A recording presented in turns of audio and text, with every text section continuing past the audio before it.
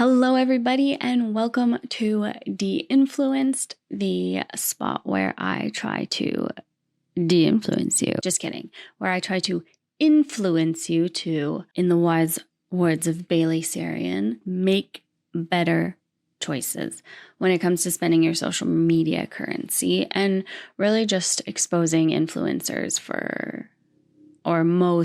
I'd say arguably most big influencers nowadays for who they really are, because it's pretty predatory and it's just not okay.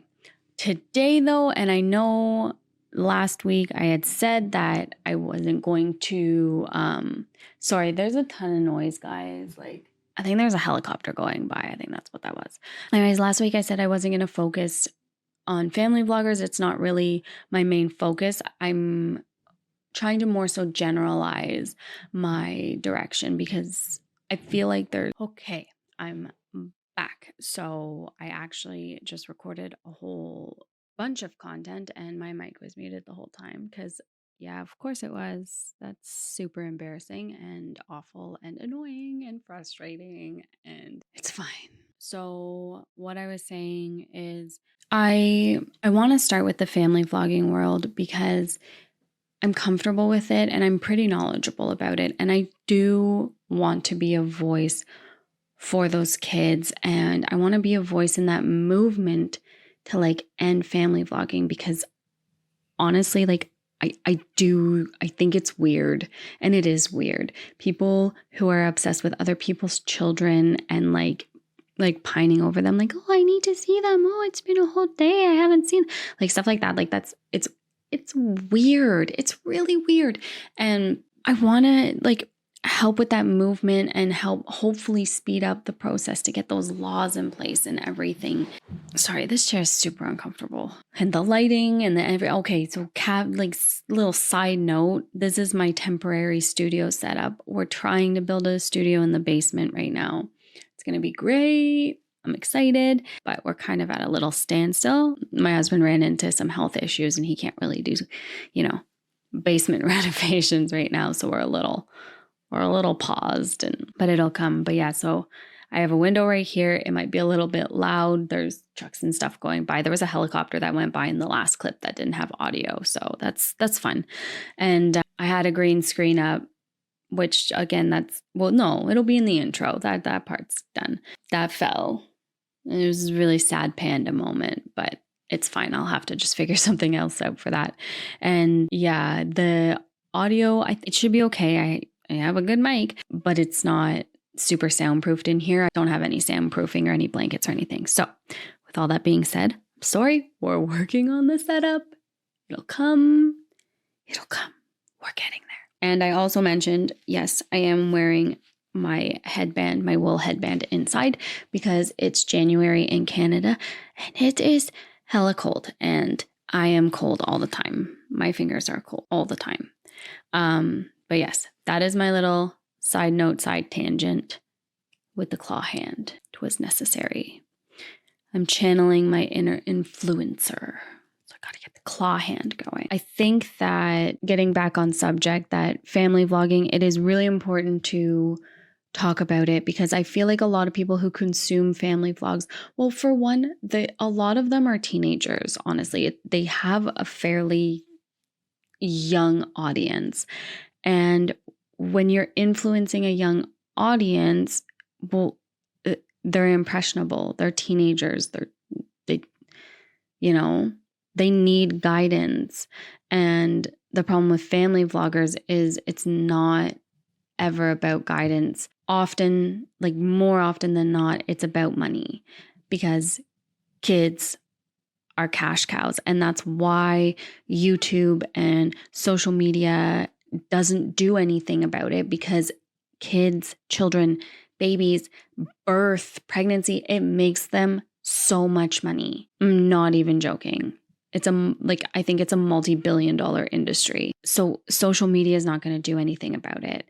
And as long as they allow this to happen, it's going to keep happening, right? People will find loopholes. They'll find a way, as long as children are allowed on social media platforms, allowed to be exploited. Because I do think that there is a fine line between sharing your children and completely exploiting them. You know, even if you share them publicly. I shared my children publicly at one point in time, but it never really felt good to me. I shared it on a public place because I had a lot of friends and family that followed that Instagram account, so it just made sense. But I later decided to create a private Instagram account, and I have a couple pictures of my children on my Instagram account because I like to celebrate my children, but they will never be the center focus of my social media content.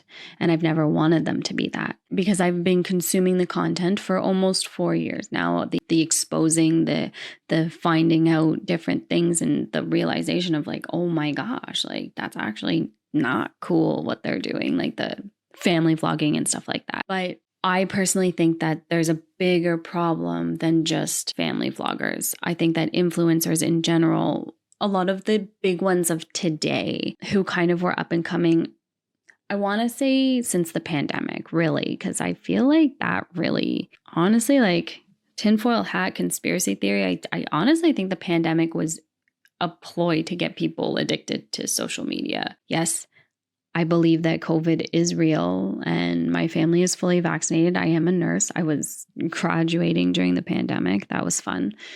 A wild ride. Yeah, didn't see that one coming. So sorry, not the pandemic, but the lockdowns. Because if you look at when TikTok really exploded in North America, it's when people weren't allowed to do anything else other than like sit at home and make TikToks, right? So a lot of people gained followership because there was so many more people consuming social media.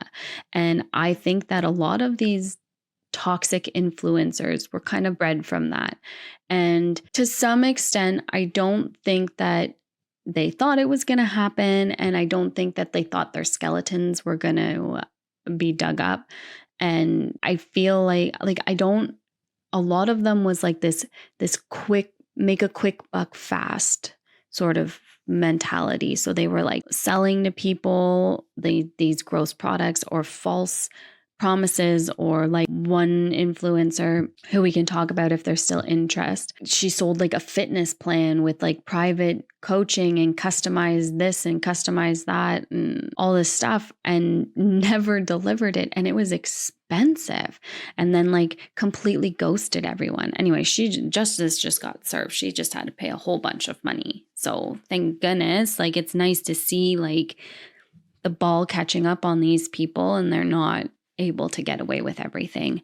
And I really feel like that was kind of my jumping point, is you shouldn't be allowed to get away with hurting people, with lying to people, with scamming people. You shouldn't be allowed to get away with it. It's just, no. We all are here on this planet to make money. And I understand that. And I see value to that, and I see value to social media and getting paid on social media, but you can't do the dirty. No, that wasn't the right way to say that. That means something else. You can't be dirty and scammy and scuzzy about it.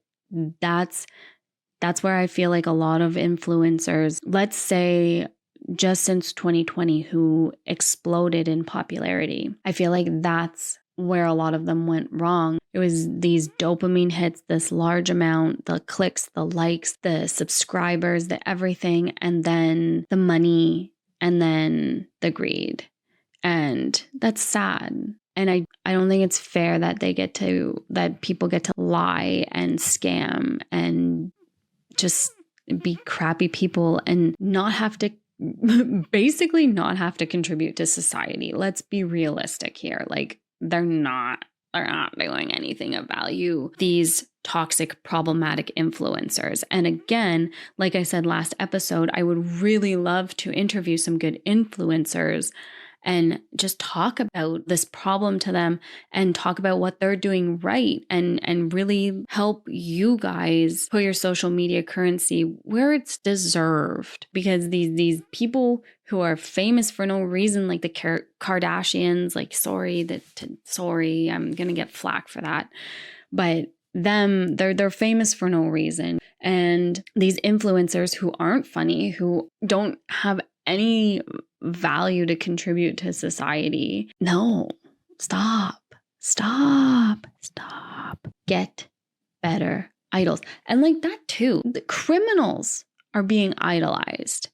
And there's fandoms and there's all this stuff. Criminals, stop. I keep saying in the wise words of Bailey Sarian, get better idols. And yes, that needed the clap for it, okay? Get better idol. Anyways, my husband just got back with a coffee, so I will be right back. And I'll remember to unpause my mic. Okay, so today I want to focus on finding some up and coming family vlogger wannabes, basically, which is funny because it's 100% on the out, but I feel like people can probably still make some bank off of it until laws are in place, but the viewership is definitely down. You can't just rely on that. And I really feel like it's because people are starting to open their eyes and be like, this is weird. This is uncomfortable. I don't think I've said this in the re-recording, but there's a point in time where family vlogging went from, oh, we're making memories, we're sharing our lives, to completely exploiting their children. Because it's the first period and the shaving the legs and the first date, that this, that, the talk I've seen. And thank God they don't have, like, they fast forwarded through it and they didn't have that actual, but they still posted it, the whole thing, and their kids' reaction and the embarrassment and stuff. Anyways, just gross. But I'd really like to see and look up vloggers who have been vlogging for a little bit. They get a little bit of viewership, the pregnancy announcement and the spike in viewership, and then at the end of the pregnancy, we check again and we compare those who decided not to keep their kids online and exploit them and go back to old content, and those who do keep their kids online, and the viewership, the drop in viewership, or the, continuing to spike in viewership, and then stuff like that. And it'll be really interesting to see kind of the development of that, I think. So I want to find 5 families now to do that. I'd like to find one with who have a little bit of viewership, one with maybe getting upwards of the tens of thousands of views, and then one with not a lot of subscribers, because I don't know that if you don't already have a following, if you can just get in. I know YouTube is algorithms and you get lucky if you get lucky, sort of thing, but I don't know that it would be enough to be like, I'm pregnant. And it's like, okay, cool. But I feel like maybe if they're consistent and just constantly posting, you might see the ball roll with the pregnancy, and then they will be the ones who would continue on with the children because it would keep getting them the views. So first people I want to look at are actually a family. I was watching the Dad Challenge podcast. I believe it was probably earlier this week, just a few days ago.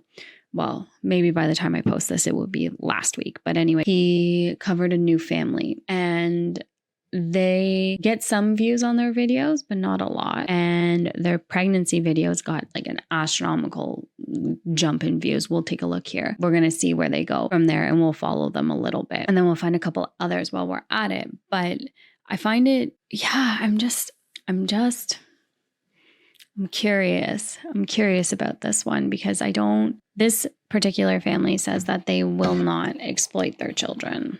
So we'll see. Okay, so good for you. Because I'm in a much better place now. I've been able to make an ad. See, and also important to say that is I was all raring to go. I'm good to go and yada, yada, yada. Then things happened and I decided not to. She probably, could have. But then again, now I don't know. Okay, anyway, I'm undecided. Advantageous move for my career. I have that's good. Become a lot more financially stable and really increased my savings a lot. And I also have had the opportunity. Well, also good if you're gonna be a single mom. Kids are expensive. They're so expensive, and with sorry, I forgot my camera was over here. I'm just trying to pick up the audio of the off my MacBook as much as possible. But yeah, kids are expensive, and she decided I'm gonna be a single mom. Yeah, girl, you do you, go for it. I'm just gonna move this down here. But yeah, I mean, you should. People who want to be moms should be moms. And it's sad because there's a lot of really good women out there who just will never be able to be a mom, and it sucks. But I don't know. Like, I don't know what her end goal is with this. I really hope it's just raising awareness, Opportunity to which they always say it is, eh? continue dating. I think at the time I just felt a little bit young at 33 and wasn't 100% sold on it. A year and a half Wait, goes sold by on what? and I'm Sold on what? I don't understand. What did I miss? That's not what I wanted to do. Sorry. I wanted to go back. What are we at? 350? I think at the time I just felt a little bit young at 33 and wasn't 100% sold on it. A year and a half goes by and I'm, doing all the responsible things and putting myself out there and going on dates and meeting people. And I did end up meeting a lot of great guys, but still just things weren't lining up in the marriage and family and kids department. So the desire never went away. And now it is back full force. And I just had my 35th birthday a few weeks ago. And it just seems like when you turn 35, fertility gets a little bit scary. I feel like turning 35 is a big milestone in the fertility world. Like, I realized that. I mean, like, yeah, it is. I am a maternity nurse, a trained maternity nurse, and like, yeah, and obviously like a mom and a woman, and yeah, 35 is, you're starting to push it for fertility and stuff, and especially if she's single, and then it's like, it reminds me of the movie Couples Retreat, where they're like, well, we're this age, and if you factor in like separating and getting divorced and then meeting someone and then dating and then getting married and then conceive, it's not a lot of time. Like, exactly. Like, okay, keep going. I need to start deciding what I want to do. Mm-hmm. Do I want to have a child? Okay, great. Okay. Where's the, okay. And I gotta scrub. I'm bored. I mean, that can still. If you don't know how to make chords, this is it. The chords are already made for you. We can drag one of these chord progressions in. I don't care. I mean, that can still happen down the road, but for now, for this first baby at least, it's just going to be me. And truly, I have to tell you, I am ecstatic about that. But it was a very difficult, gut-wrenching choice at first. So I've just decided I'm doing it. So what's my timeline on all of this? It is currently February, and I'm all ready to go. I have the sperm and everything, all my test results in, but I want to wait until April for my first insemination because March is just crazy for me. I have a lot of travel. So between now and then, I'm planning on sharing more. Okay. Interesting. Gender reveal. Update. Becoming a single mom by choice. Wait, okay. Videos. I had the baby. She's here. Okay, so, oh my gosh. That was like just now. Guys. Okay, so 2.8K views 21 hours ago. So yeah, so see, she's still officially on a maternity leave induction. Yeah, so this is kind of what I was talking about. Here you go. So someone who doesn't have a whole lot of followers yet, and she's got kind of like a different, sorry, it's gonna distract me. She's got kind of like a different niche, I guess you could say, because she's going with the, like, I'm a single mom by choice route, right? But now, like, she had the baby. I'm gonna stop this video here, but maybe I'll take a peek into this chick. But she's only got like 2.8K views, like 3.8, 3.6K views and stuff like that. So she's not like, again, a lot of it is luck. Like, you get lucky. Okay, where is, it's on my other screen. Sorry. But yeah. Okay, well, I'm gonna keep an eye to see if she tries to go all out. It is 3.36K subs. Okay, so that's really interesting. So then one more thing, how about before I end this video, and then we have a couple talking points, is the LeBrant family just found out they were freaking pregnant with their 1000th child that they're going to exploit the ever-living poop out of. I hate that plays automatically. I'm not good at this yet, guys. I don't know how to do things. Okay, so answering your questions we've been avoiding. Oh, that'd be fun. Look at that. I bet you there's a bunch of lies. Okay, so, sorry. I've never done a deep dive into LeBrants, but they yucky. They yucky people. Telling our kids Savannah is pregnant with baby number 5. 1.3 million views. Wow. I thought they were flailing a bit. Okay, so let's scroll down again. Okay, so 5. Savannah's 30th birthday was ruined. Oh no, I bet you. Saying goodbye to our new house. Yo, shut up. Like, oh, this is gross. I guarantee all of these are so clickbaity. What, proposing to my wife one last time? That doesn't make sense either. Also, Cole said something that was super gross recently, and I think we're gonna cover that because, yeah, he's dink. Anyways, sorry, I am so distracted. They are so blonde. I am blonde, but they are full blonde and blue eyes. It's scary. It's not scary. But yeah, it's really interesting because they're averaging like, I mean, some of them are like 8. The real reason we moved our kids. See, the only reason this one has 1.1 million views is because of E's dad. Like, and everyone wants to hear them talk about E's dad and that whole situation, which I don't know if they did. I don't know much about what they shared or didn't share, but if they do, that sucks. Anyways, yeah. So they were averaging like 5, 7, but then like pregnant. I was shocked. I can't believe it. So 2-3 weeks ago, 1.5 and 1.3 million views. So, and if we sort by most popular, I bet you 121 million views. I forgot these people are freaking 51 million views. Never mind. It's not going to even make it in. Okay, so there you go. For people who are even flailing like the LeBrans, which they've been fizzling for a while, but like they're still huge.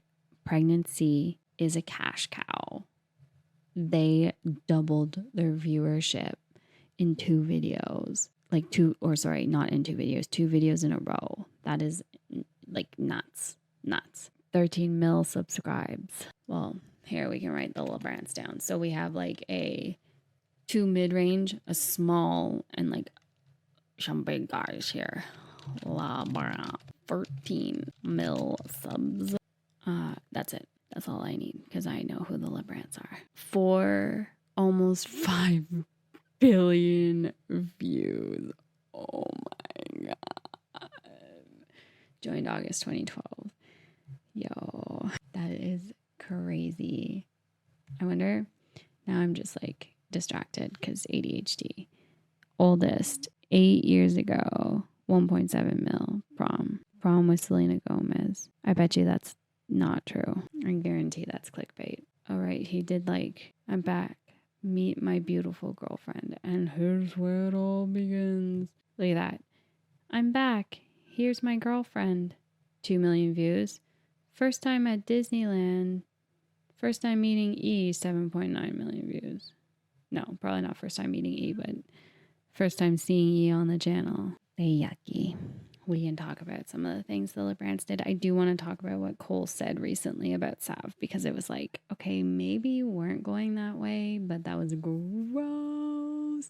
So gross. But I've been filming for a long time. We've had some technical issues. We've had some pauses. Kids are about to get home from school.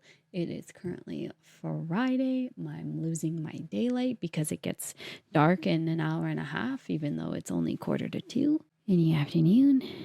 This is why I don't like it. I don't like winter. I don't like it. There's nothing good about winter. Try and convince me otherwise. But thank you so much for joining in. I'm curious to see where this little list goes. We got four. I'm going to do some more digging.